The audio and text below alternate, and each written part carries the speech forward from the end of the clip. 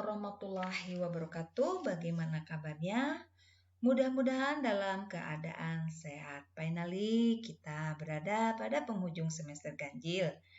Dan pada video kali ini akan belajar latihan soal persiapan penilaian akhir semester ganjil. Nah, mari kita mulai. Simak baik-baik ya. Apa yang harus kita lakukan? Yang pertama adalah tentu saja memilih kelas yang disediakan.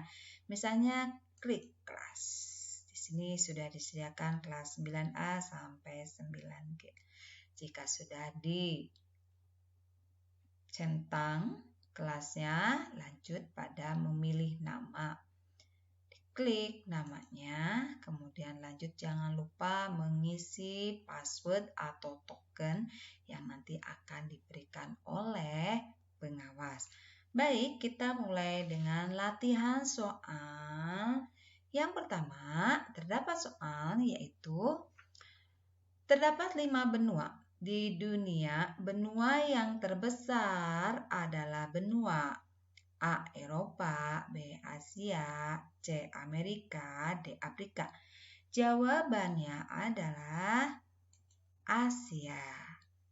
Nomor 2. Benua Amerika memiliki luas A. 10,35 juta kilometer persegi, B. 30,29 juta kilometer persegi, C. 42 juta kilometer persegi, D.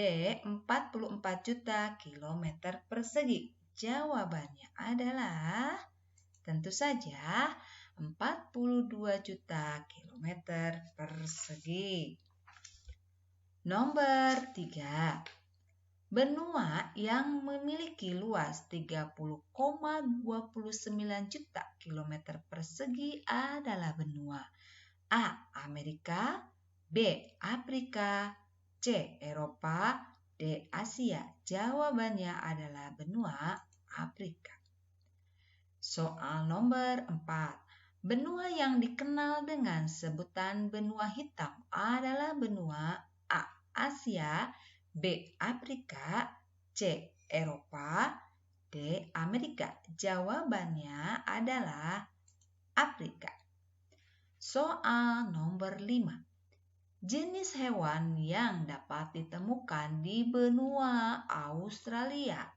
A. Anoa, B. Kanguru, C. Cendrawasih, D. Badak. Tentu saja hewan yang ditemukan di benua Australia adalah kanguru.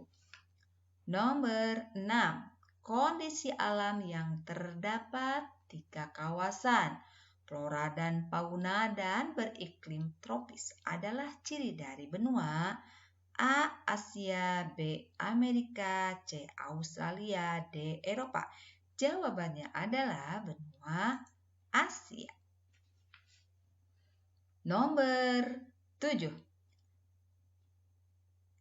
Gambar piramid di bawah ini adalah gambar kondisi kependudukan benua Asia. Disebut dengan piramid apakah itu? A.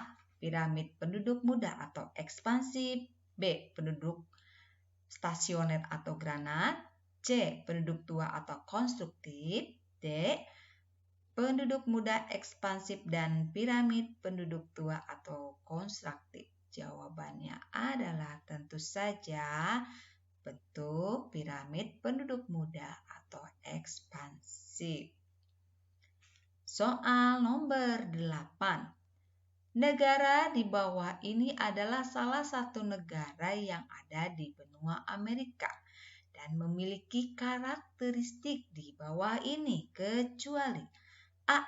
Negara terpanjang dan tersempit di dunia, B. Kenapakan alam yang dikenal yaitu Gurun Atacama, C. 2/3 bagian utara Chile terletak di atas lempeng Nazca, D. Terdapat sungai Mississippi, air terjun Niagara, dan lembah Grand Canyon. Jawabannya tentu saja adalah D. Terdapat Sungai Mississippi, air terjun Niagara, dan lembah Grand Canyon. Soal nomor 9. Negara di bawah ini adalah salah satu negara yang ada di benua Afrika yang memiliki karakteristik di bawah ini, kecuali A. Beriklim tropis, B. Terdapat kenampakan berupa gurun pasir, padang rumput, gunung batu, C. Terdapat sungai Niger, D. Sebagian besar tertutup lapisan batuan gamping. Jawabannya adalah D. Sebagian besar tertutup lapisan batuan gamping. Nomor 10. Di bawah ini merupakan gambar piramid dari penduduk Afrika. Jawabannya gambar A seperti ini, B atau gambar 2 seperti ini, 3 gambarnya seperti granat, dan 4 piramid stasioner atau piramid ekspansif. Tentu saja kalau untuk pertanyaan penduduk Afrika adalah gambar D atau gambar 4. Soal berikutnya adalah soal nomor 11. Negara Inggris adalah salah satu negara yang ada di benua Eropa yang memiliki karakteristik di bawah ini, kecuali A. Terjadi fenomena aging population, B. Tingkat pertumbuhan penduduk rendah, C. Tingkat kesehatan, perekonomian, dan pendidikan penduduk relatif baik, D. Banyak negara miskin. Karena ditanyakan adalah kecuali, tentu saja jawabannya adalah D. Banyak negara miskin. Soal nomor 12. Gambar peta benua apakah yang terdapat di bawah ini? A. Benua Asia, C. Benua Afrika, C. Australia, D. Eropa. Jawabannya adalah tentu saja benua Australia. Soal nomor 13. Perubahan ruang dipengaruhi oleh A. Faktor alam dan faktor aktivitas manusia, B. Faktor alam dan faktor ekonomi, C. Faktor aktivitas manusia dan faktor ekonomi, D. Faktor alam dan faktor fisik. Tentu saja jawabannya adalah A. Faktor alam dan faktor aktivitas manusia. Soal nomor 14. Tsunami, longsor, badai adalah faktor yang mempengaruhi ruang dari aspek A. Sosial, B. Ekonomi, C. Fisik, D. Budaya. Jawabannya tentu saja adalah C. Fisik. Soal nomor 15. Mendukung pertumbuhan ekonomi, daya saing ekonomi, meningkat kualitas produk, meningkat peluang investasi, semakin terbuka juga yang merupakan pengaruh interaksi pada bidang A. Politik, B. Ekonomi, C. Budaya, D. Sosial. Jawabannya adalah tentu saja pada bidang ekonomi. Soal nomor 16. Pengaruh interaksi antara ruang pada bidang sosial budaya seperti contoh di bawah ini, kecuali A. Sektor pariwisata menjadi sektor yang menjanjikan, B. Menurunkan kesenjangan sosial, C. Budaya sebagai kebanggaan suatu negara, D. Kualitas produk meningkat. Jawabannya adalah di sini kecuali, karena di bidang yang ditanyakan budaya adalah kualitas produk meningkat. Soal nomor 17. Pengaruh interaksi antar ruang pada bidang politik seperti contoh di bawah ini, kecuali A. Ada potensi saling mempengaruhi antar negara. B. Tingkat kepercayaan antar negara semakin membaik. C. Menghilangkan kesenjangan antar negara maju dan negara berkembang. D. Tarif pendidikan meningkat.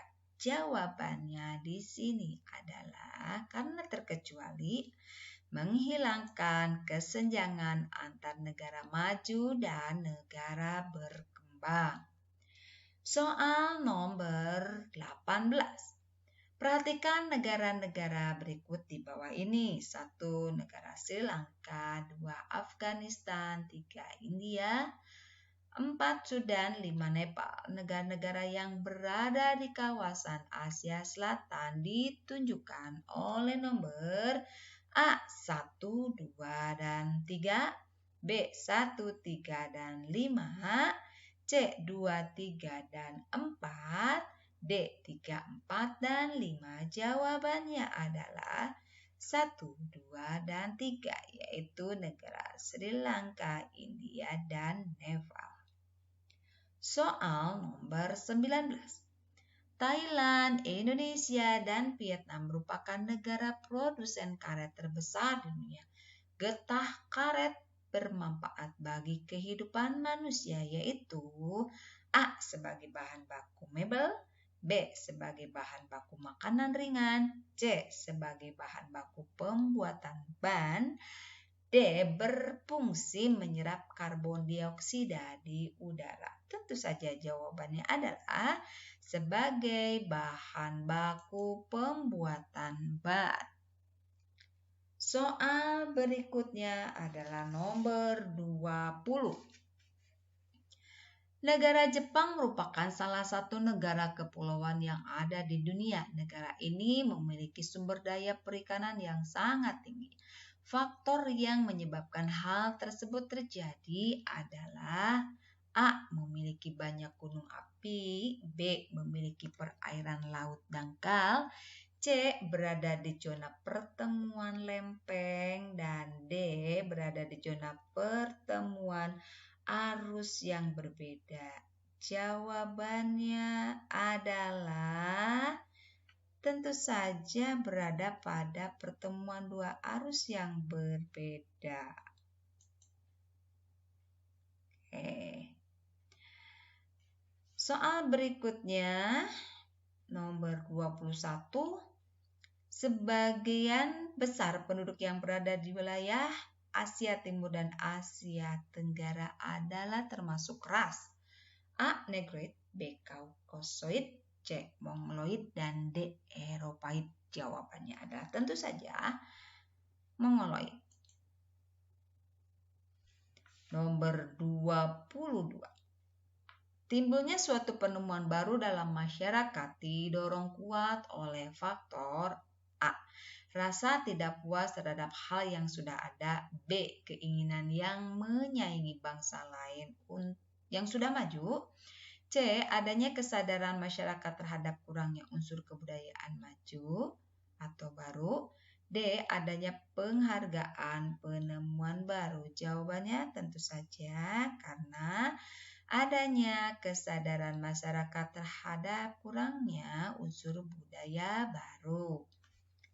Nomor berikutnya yaitu nomor 23. Dahulu surat dikirim oleh petugas pos. Saat ini sudah berkembang.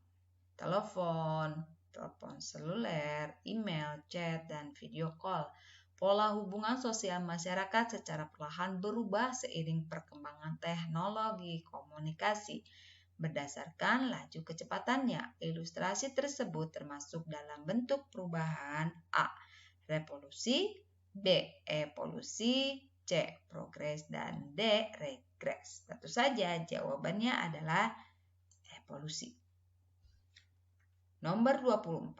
Salah satu dampak negatif dari perubahan sosial budaya adalah masyarakat tidak siap menerima perubahan sosial sehingga meresponnya secara berlebihan ataupun menolak perubahan tersebut. Kondisi tersebut dikenal sebagai A. Konflik sosial, B. Organisasi sosial, C.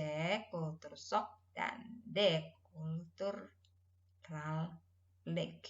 Tentu saja jawabannya adalah cultural lag atau kebudayaan yang tertinggal. Nomor 25. Berikut ini adalah bentuk perubahan secara cepat atau revolusi. 1. Berlangsungnya dalam kurun waktu yang lama. 2. Terjadinya secara bertahap. 3. Berlangsungnya secara cepat. Dan 4. Ada momentum yang tepat. Jawaban yang tepat ditunjukkan pada nomor 1 dan 2. Nomor B-nya itu 1 dan 3. Nomor C-nya yaitu 2 dan 3. Dan D-nya adalah 3 dan 4 karena sifatnya revolusi. Maka jawabannya adalah berlangsung secara cepat dan harus ada momentum yang tepat. Tentu saja jawabannya adalah D, 3 dan 4. Nomor 26. Modernisasi dan westernisasi merupakan hal yang berbeda. Westernisasi merupakan sikap yang cenderung menyerap budaya atau gaya hidup kebarat-baratan dan tidak mengacu pada kebudayaan atau kemajuan. Sedangkan modernisasi adalah A.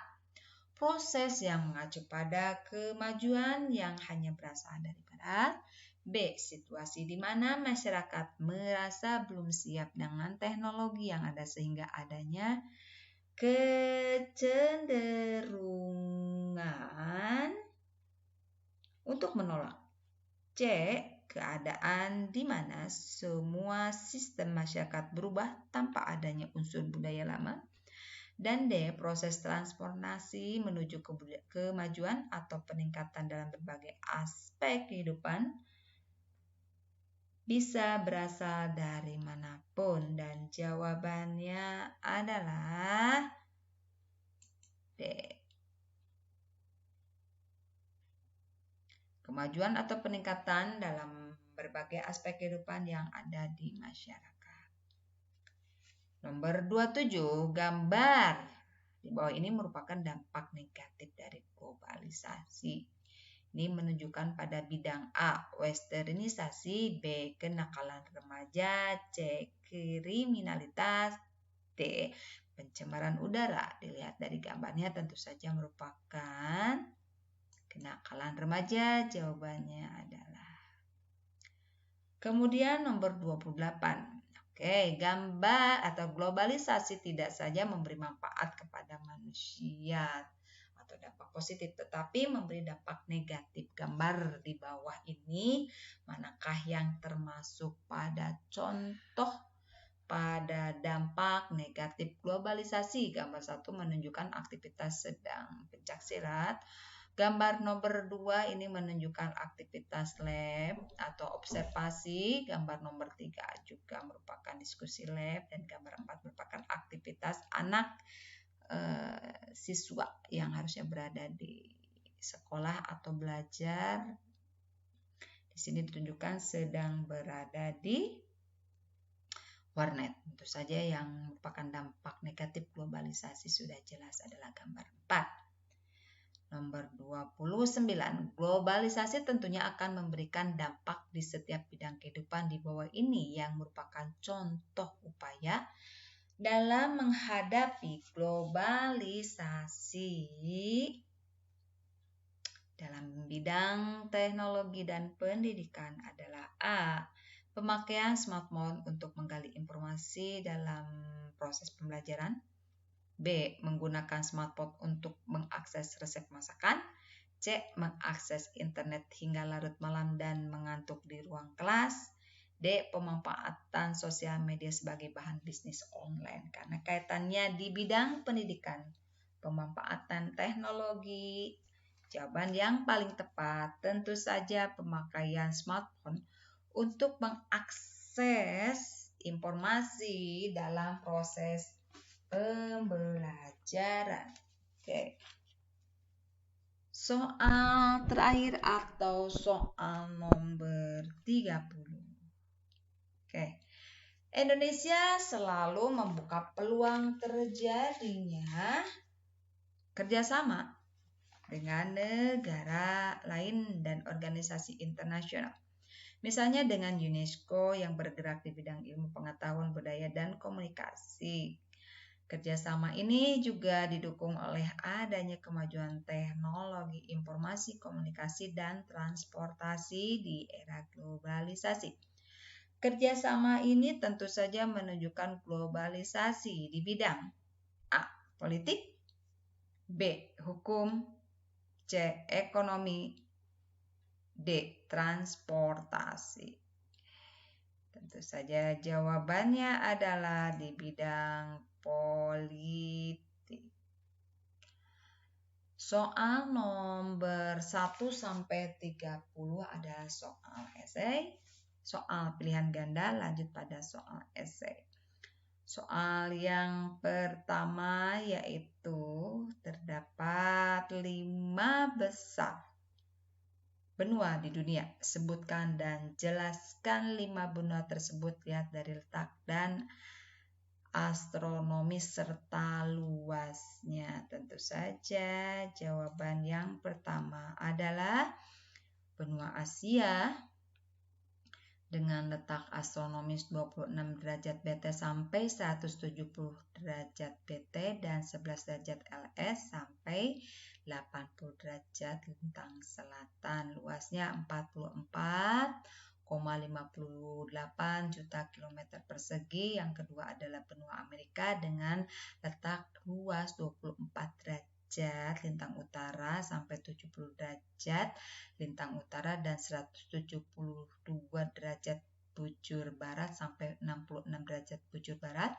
serta luas benuanya 42 juta kilometer persegi. Untuk benua Eropa, letak astronomisnya 9 derajat bujur barat sampai 60 derajat bujur timur dan 35 derajat lintang utara sampai 80 derajat lintang utara dengan luasnya 10 juta kilometer persegi. Yang keempatnya adalah benua Afrika dengan letak astronomisnya 17 derajat bujur barat sampai 52 derajat bujur timur dan 35 derajat lintang utara sampai 34 derajat lintang selatan dengan luas benuanya 30 juta kilometer persegi. Benua Australia dengan letak astronomisnya 113 derajat bujur timur sampai 115 derajat bujur timur dan 10 derajat lintang selatan sampai 43 derajat lintang selatan dengan luas benua 8 juta kilometer persegi. Soal nomor 2 di sini adalah sebutkan 2 pengaruh perubahan ruang yang disebabkan oleh faktor manusia. Tentu saja jawabannya adalah salah satu penyebab perubahan lingkungan adalah karena faktor manusia. Beragam aktivitas manusia dalam memenuhi kebutuhan sehari-hari memberikan kontribusi berbagai perubahan lingkungan. Adapun contoh perubahan lingkungan yang disebabkan oleh faktor manusia, contohnya adalah penebangan pohon. Penebangan pohon diartikan sebagaimana kita ketahui bahwa pohon atau tumbuhan berperan penting untuk peresapan air yang jatuh ke tanah. Jika terjadi penebangan pohon secara besar-besaran, dapat berpotensi jadi penyebab terjadinya banjir. Kemudian yang kedua tentu saja bencana longsor. Terjadinya longsor juga karena tidak mempunyai tanah untuk menahan beban dari air yang terus-menerus menerpa. Kondisi ini akan semakin parah jika lokasinya berada di sekitar tebing yang curam, sehingga hal tersebut dapat mengganggu habitat berbagai macam satwa hutan dan juga akan mengakibatkan terjadinya bencana seperti yang terjadi pada akhir-akhir ini. Soal berikutnya adalah nomor 3 yang ditanyakan adalah sebutkan 4 faktor yang mendorong penduduk desa pindah ke kota.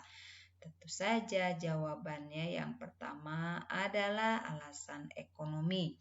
Di sini pengaruh dari interaksi ruang antar negara di bidang ekonomi pasti memiliki memiliki perputaran antara barang dan jasa yang tidak mampu diciptakan sendiri. Oleh karena itu, interaksi antar ruang terjadi untuk memenuhi kebutuhan tersebut, seperti dalam bentuk perdagangan. Dari interaksi yang dilakukan, masing-masing dari negara dengan produk khasnya akan mendapatkan keuntungan ekonomi dengan cara menjual atau menyediakan jasanya.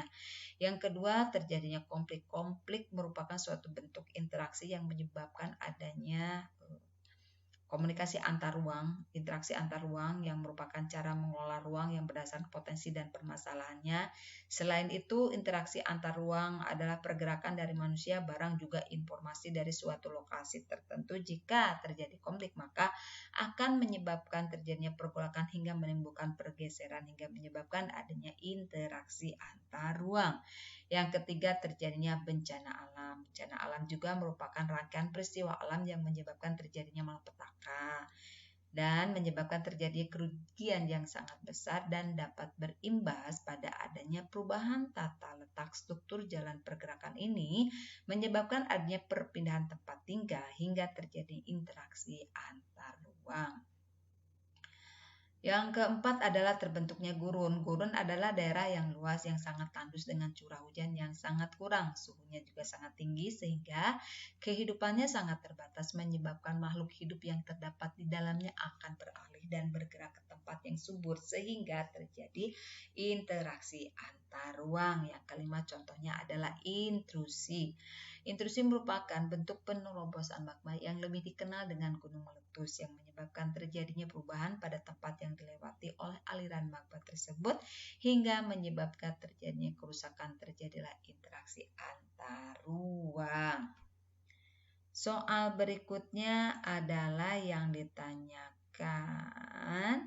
jelaskan 5 proses perubahan sosial budaya, dan jawabannya adalah 1. Difusi. Difusi adalah proses penyebaran unsur baru baik berupa alat, ide atau gagasan dari satu pihak ke pihak lain, dari satu tempat ke tempat lain, dan dari satu masyarakat ke masyarakat yang lain. Yang kedua adalah akulturasi, yaitu terjadinya ketika satu kebudayaan tertentu dihadapkan dengan kebudayaan asing dan melebur. Jadi salah satu sama lain terjadi atau tetapi tidak menghilangkan ciri kebudayaan yang lama. Yang ketiga adalah asimilasi, yang merupakan pertemuan dua kebudayaan yang lambat laun melebur sehingga menjadi kebudayaan baru di mana unsur dari masing-masing kebudayaan asli akan hilang. Yang keempat, penetrasi, yaitu proses perembesan unsur budaya kepada suatu masyarakat baik secara damai ataupun paksaan.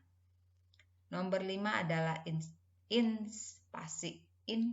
Masuknya unsur-unsur kebudayaan asing ke dalam kebudayaan setempat dengan peperangan atau penaklukan bangsa asing terhadap bangsa lain. Kemudian soal yang terakhir adalah tuliskan 3 dampak positif dan negatif globalisasi serta upaya menghadapi dampak dari globalisasi tersebut. Tentu saja jawabannya yang pertama adalah dampak positif globalisasi.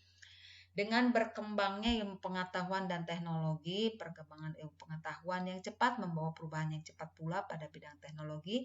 Jadi globalisasi membawa masyarakat melakukan penyesuaian terhadap perubahan sosial budaya. Hal ini dapat dilihat dari minat masyarakat terhadap ilmu pengetahuan yang semakin besar.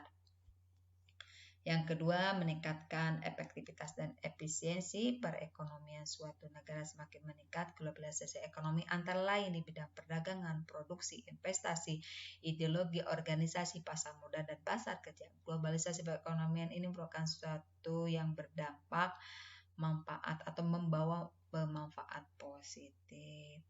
Kemudian untuk dampak negatif tentu saja ada westernisasi. Jadi semakin cepatnya arus informasi yang diperoleh di era globalisasi akan menyebabkan berbagai macam pengaruh muncul dalam perubahan sosial budaya. Westernisasi ini merupakan suatu perbuatan seorang yang mulai kehilangan nasionalisme dengan meniru atau melakukan aktivitas kebarat-baratan. Contohnya meniru gaya hidup bangsa barat seperti bangsa Eropa atau Amerika. Yang kedua adalah contoh dari dampak negatif ada demoralisasi. Demoralisasi adalah menurunnya atau merosotnya akhlak atau moral seseorang. Globalisasi yang terjadi menjadikan paham-paham Barat masuk secara leluasa ke Indonesia. Hal ini akan menyebabkan nilai-nilai sosial masyarakat menjadi memudar, masyarakat mulai meninggalkan nilai norma sosial mereka. Yang ketiga adalah kesenjangan sosial ekonomi. Kesenjangan sosial ekonomi adalah perbedaan yang tajam antara satu kelompok dengan kelompok lain dalam bidang ekonomi dan sosial. Yang keempat, kriminalitas. Kriminalitas pada zaman sekarang semakin merajalela. Ini adalah suatu dampak lanjutan dari segala macam masalah sosial yang muncul di masyarakat. Kelima, pencemaran lingkungan. Berbagai kemudahan telah dirasakan sebagai dampak dari globalisasi. Namun demikian, proses globalisasi tidak dibarengi atau diiringi dengan analisis masalah dan dampak lingkungan atau yang dikenal dengan AMDAL, sering menimbulkan dampak negatif yakni berupa pencemaran lingkungan. Yang keenam, kenakalan remaja. Vandalisme atau tawuran merupakan salah satu gejala kenakalan remaja yang banyak ditemukan di sekitar lingkungan.